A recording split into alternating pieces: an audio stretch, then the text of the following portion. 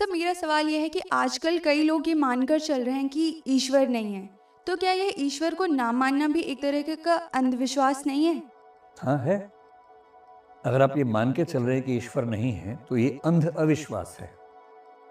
मतलब इसमें फिर ध्यान रखना है, ईश्वर नजर नहीं आता है। जो नजर नहीं आता है पर आप मानते हैं तो साबित करने की जिम्मेदारी किस पर आएगी? आप पे ही आएगी। ईश्वर को मानने वाला आज तक कोई भी ईश्वर को साबित नहीं कर पाया है।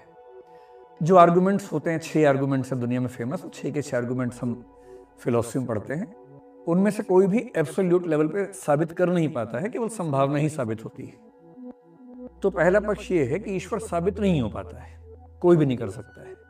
लेकिन अगर ईश्वर को मानने वाले ईश्वर साबित नहीं कर पा रहे तो ये भी ध्यान रखना है कि ईश्वर इतनी रैंडम कल्पना नहीं है। पूरी दुनिया हमें दिख रही है, उस दुनिया के पीछे कोई फैक्टर रहा होगा। ये कोई इतनी रैंडम बात भी नहीं है कि आप सीधे खारिज कर देंगे। तो अभी तक ईश्वर का न होना भी साबित नहीं हुआ है।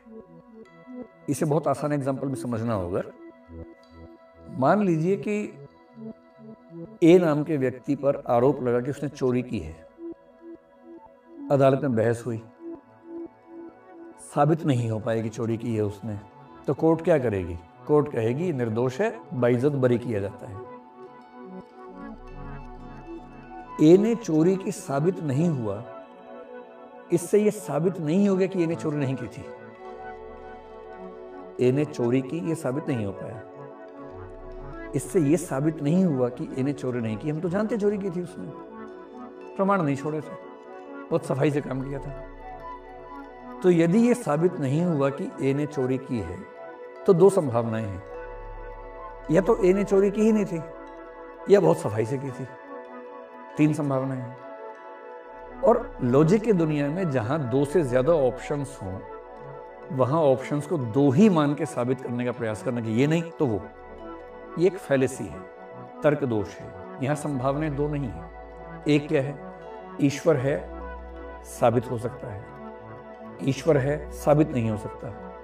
ईश्वर नहीं है, ये साबित हो सकता है। ईश्वर नहीं है पर यह साबित नहीं हो सकता। 4 संभावनाएं हैं।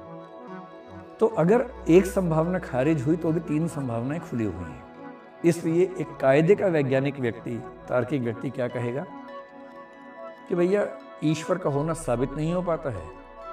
ईश्वर नहीं भी हो सकता है, हो भी सकता है। होगा तो ठीक है, नहीं होगा तो ठीक है। तब तक के लिए मैं ये मान के चल रहा हूं कि है या नहीं है, जो मेरी चॉइस है। चॉइस की बात है, आप मानना चाहे तो माने, ना मानना चाहे तो ना माने, पर ये दावा ना करें। हम फिलोसफी में एक स्टेटमेंट पढ़ते हैं अक्सर, मैं मानता हूं कि ईश्वर है, परफेक्ट है। मैं जानता हूं कि ईश्वर है, गलत बात है। मैं मानता हूं कि ईश्वर नहीं है, परफेक्ट। मैं जानता हूं कि ईश्वर नहीं है, गलत बात है। आप नहीं जानते हैं, रत्ती भर नहीं जानते हैं। इस ब्रह्मांड का डेसिमल 0.000005001% भी अब तक नहीं जान पाए हम। पर आप इतनी बड़ी बड़ी हाँक रहे हैं कि हमें पूरे ब्रह्मांड के पीछे क्या वही पता है। ये तो हाँकने वाली बात हो गई ना। इसलिए थोड़ा सा विज्ञान पढ़ के लोग इतना उछलने लगते हैं कि पगला जाते हैं। आइंस्टीन ईश्वर को मानते थे, पता है आपको? जब आइंस्टीन से क्वांटम फिजिक्स वालों ने सवाल पूछे, आइंस्टीन ने क्वांटम फिजिक्स का एक नियम है जिसको हम बोलते हैं कि जो प्रकाश है वो कभी बिहेव करता है पार्टिकल की तरह से, कभी बिहेव करता है वेव की तरह से। ऑब्जर्व करेंगे तो पार्टिकल बन जाएगा, ऑब्जर्व नहीं करेंगे तो वेव बन जाएगा। इसको डबल स्लिट एक्सपेरिमेंट से लोगों ने साबित किया है। तो उनसे जब कहा गया कि भाई ऐसा होता है, और ये भी कहा कि ऐसा साबित हो रहा है कि एक सब एटॉमिक पार्टिकल यहाँ हो और एक कहीं और हो, और उनमें एक रिलेशनशिप बनी हुई है, लगातार बनी हुई है, तो वो इसको मानने को तैयार नहीं थे। और ये रैंडमनेस जो है कि पार्टिकल और वेव एक ही चीज हो सकती है ऑब्जर्व करने और नहीं करने पर, वो इसको मानने को हरगिज तैयार नहीं थे। और खारिज कैसे किया? उनका बहुत फेमस वाक्य है, गॉड डजंट प्ले डाइस। ये आइंस्टीन का वाक्य है कि भगवान जुआ नहीं खेलता है, भगवान पासे नहीं खेलता है। आइंस्टीन हम सबसे बहुत बुद्धिमान ही रहा होगा, और वो भी ये मान रहे कि ये पूरा ब्रह्मांड जो है इतना सिस्टमेटिक है। न्यूटन का आप आर्गुमेंट पढ़ के देखिए, केपलर भी भगवान को मानता रहा, हालांकि उसके तर्कों ने बाइबल को गलत साबित किया, भगवान को नहीं। न्यूटन के आर्गुमेंट्स ने बाइबल को गलत साबित किया, भगवान को नहीं। और न्यूटन भगवान को खूब मानता था। न्यूटन साइंस में इसलिए उतरा था कि मैं साबित कर दूं कि बाइबल में ठीक लिखा हुआ है। साबित उल्टा हो गया अलग बात है, पर उसकी नीयत ये थी। न्यूटन ने भी ये कहा कि ये वर्ल्ड इतना परफेक्ट है, इतना परफेक्ट डिजाइन अपने आप नहीं बन सकता है, there has to be God. तो मैं ये नहीं कह रहा कि उनकी बात अंतिम सत्य है, मैं सिर्फ ये कह रहा हूं कि न्यूटन ने, आइंस्टीन ने, इतने बड़े बड़े वैज्ञानिकों ने अगर माना है तो ऐसा थोड़ा कि हम मतलब हंसी मजाक में खारिज कर दें और खारिज हो जाएगा।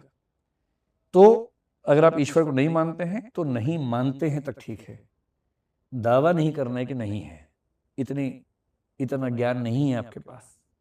और यदि मानते हैं तो मानते हैं, ये दावा नहीं करना कि मैं जानता हूं।